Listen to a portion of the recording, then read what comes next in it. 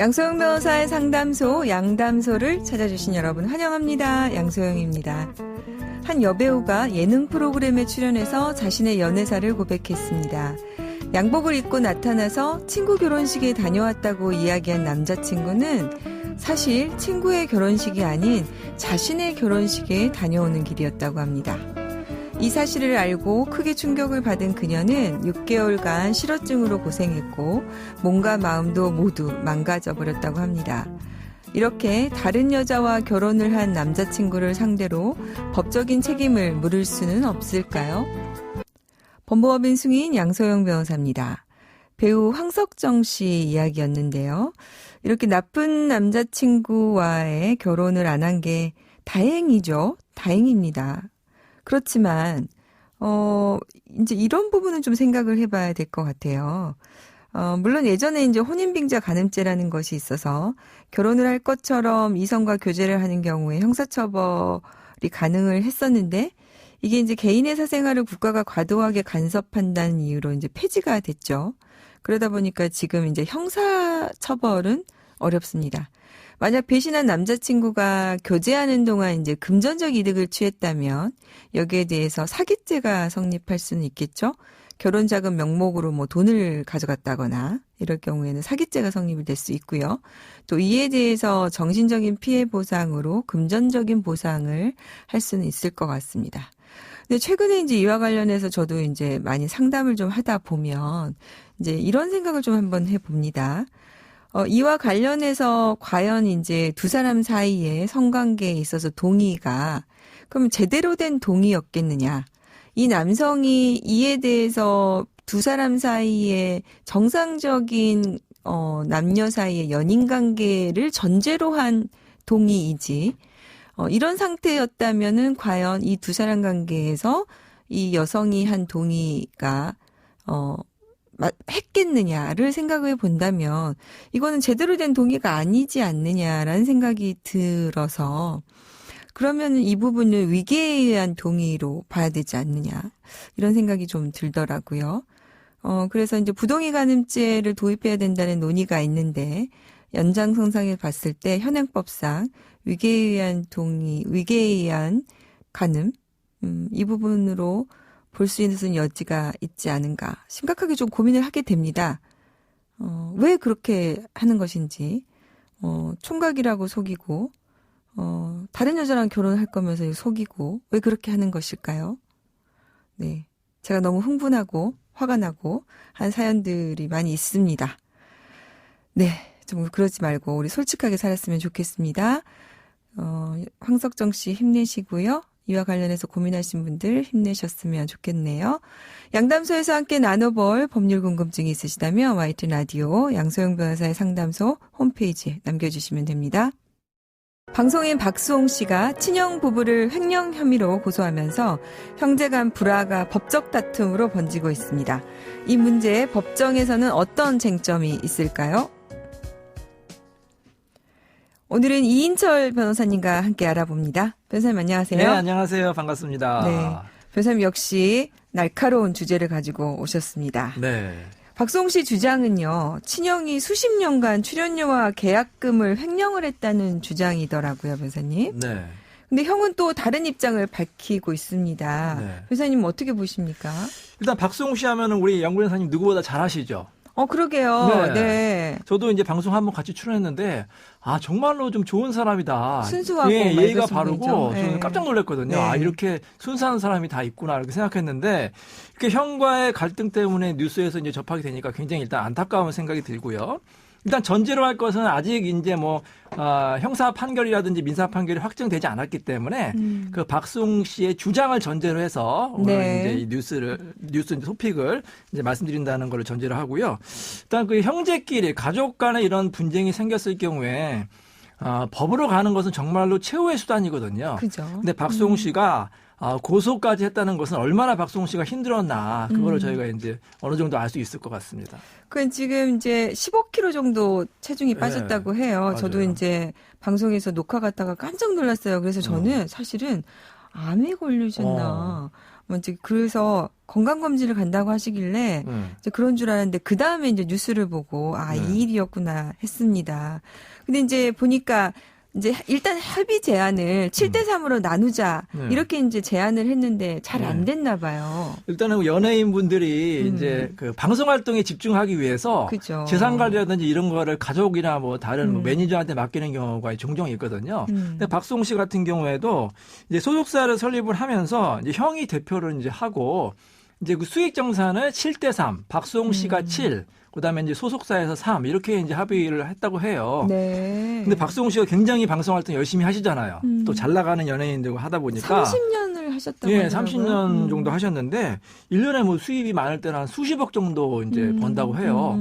근데 실제로 소속사한테 받는 그 연봉이 뭐 1억에서 뭐 2억 정도밖에 안 받았다고 합니다. 네. 그럼 나머지 금액이 다 어디 갔느냐. 그래서 이제 박수홍 씨가 이제 정산을 해보니까 상당 부분이 좀 빈, 소위 말해서 빈 것 같아서 이게 혹시 횡령이 되는 게 아니냐. 그래서 이제 고소장을 이제 접수한 것으로 보이고 이제 모든 것을 다 맡겼다고 해요. 뭐 세무, 뭐 출연료, 회계, 심지어는 뭐 부동산을 구입을 했는데 상가를 한 7개 정도 구입을 했는데 네. 박수홍 씨 명의로는 1개만 돼 있고 나머지는 다 다른 사람 명의로 돼 있다. 이거를 이제 최근에 알았대요. 그래서 굉장히 좀 이제 안타까운 보니까 사건입니다. 연봉이 박수홍 씨는 2억, 뭐 형은 10억 이런 식으로 돼 있다고 해요. 네. 근데 이제 이게 횡령이 되겠습니까? 그죠. 애매하긴 하죠. 사실 뭐 형이 소속사 대표이기 때문에 형도 뭐 정당하게 일을 해가지고 월급을 받은 거라면 그게 횡령이 될 수는 없겠지만 그 월급을 넘어서거나 아니면 그 합의된 7대3으로 이제 정산하기로 했는데 그 약속을 위반해서 어떤 개인적인 그런 이익을 취했으면은 법적으로 횡령이 될 가능성이 있는 것 같고. 네. 그래서 이제 얼마 전에 그 박수홍 씨의 그 법률 대리인이 이제 검찰에 고소를 하면서 이 횡령 금액이 무려 50억이 넘는다고 해요. 그래서 네. 50억이 넘을 경우에는 특기법이 되지 않습니까? 그렇죠. 특기법상에 이제 횡령죄로 이제 가중처벌할 수 있다 해서 검찰에 고소한 것으로 알고 있습니다. 그 뭐 세무 담당자가 언론에 인터뷰한 내용이 있다면서요? 네. 세무 담당자가 사실 제일 잘 알겠죠. 네. 왜 세무 관계를 하다 보니까. 근데 본인은 이제 직접 형하고 이제 주로 많이 이제 접촉을 한 것 같아요. 그래서 형의 말을 믿고서 다 했는데 최근에 박수홍 씨가 이렇게 인터뷰한 거에 대해서 굉장히 많이 놀랐대요. 그래서 여러 가지 자료들을 보니까 뭐 박수홍 씨의 말도 뭐 전부 다 확인해 보진 않았지만 일부 좀 타당성이 있는 것 같다고 해서 놀래가지고 이제 그 형 측에 이제 연락을 하려고 하는데 연락이 안 된다고 합니다. 네. 그리고 박수홍 씨도 이제 형님하고 연락을 하려고 했는데 좀 연락이 안 된대요. 그래서 그게 네. 제일 답답한 것 같습니다. 우리가 이제 법률적인 분쟁까지 가기 전에 네. 보통 이제 대화로 이제 해결하는 경우가 많이 있잖아요. 근데 박수홍 씨도 이제 대화로 해결하려고 했겠죠. 근데 형하고는 연락이 안 되니까 그런 부분도 법률적인 조치까지 가는 원인이 아닌가 이런 생각이 듭니다. 사실은 이제 사람들이 이제 많은 분들의 관심은 네. 과연 이제 이 돈을 돌려받을 수 있을까? 네. 이제 사실 그렇잖아요. 네. 그 어떻게 보십니까?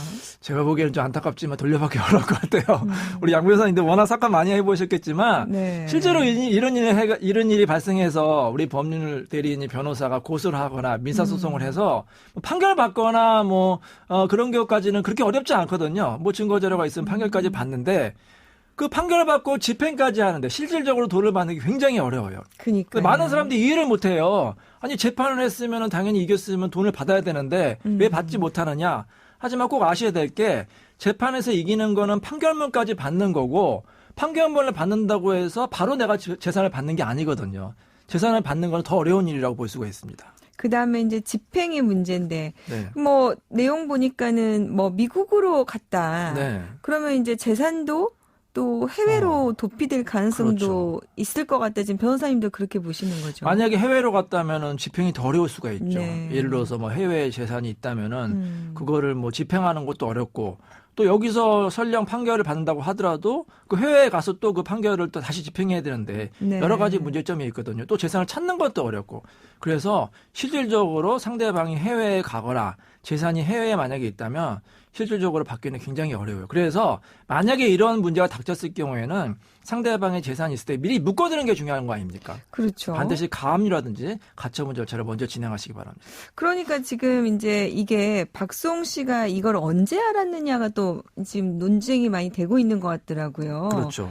그러니까 지금 친고죄 여부도 그래서 박수홍 씨가 안 시점과 관련해서 그러면은 이게 어떻게 되는 겁니까? 왜냐하면은 이 가족 간에는 친족 상도례라는 규정이 있어가지고 뭐 횡령이라든지 사기, 절도 이런 죄로 처벌할 수가 없어요. 예를 들어서 네. 부모 자식 간이라든지 부부 간이라든지 특히 뭐 형제 간이라 하더라도 같이 동거를 했으면 처벌은 아예 안 되는데 만약에 동거하지 않는 친족 같은 경우에는 처벌은 가능하거든요. 하지만 그게 이제 친고죄가 돼서 반드시 고소를 해야만 되는데 친고죄 같은 경우에도 고소 기간이 있습니다. 그래서 네. 그 사실을 안 날로부터 6개월 안에 반드시 고소를 하셔야 되거든요.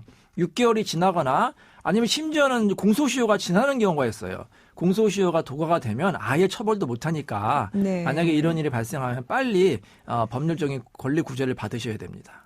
그러니까 이제 안날로부터 6개월이 이제 경과하면 고소를 하지 못한다고 하면 네. 그때 이제 착한 임대인이 되려고 했을 때 네. 그때 알았다. 네. 그러면 지금 6개월이 지났다고 볼 수도 있는 건가요? 그렇죠. 이제 그게 쟁점이 될 수가 있겠죠. 그래서 네. 언제 알았느냐. 그게 네. 이제 뭐 어떤 실물을 보면은 안다는 것은 단지 추상적으로 아는 게 아니라 구체적인 어떤 피해 사실을 아는 거를 이제 실무 예로 보는 경우가 있거든요. 그래서 박수홍 씨가 본인의 피해 사실을 구체적으로 안 날이 6개월이 도과되지 않았으면 충분히 고소는 가능할 것으로 생각합니다. 이것이 횡령이라는 사실을 맞습니다. 안 시점이 언제냐가 또 문제가 될 수 있다. 맞습니다. 네.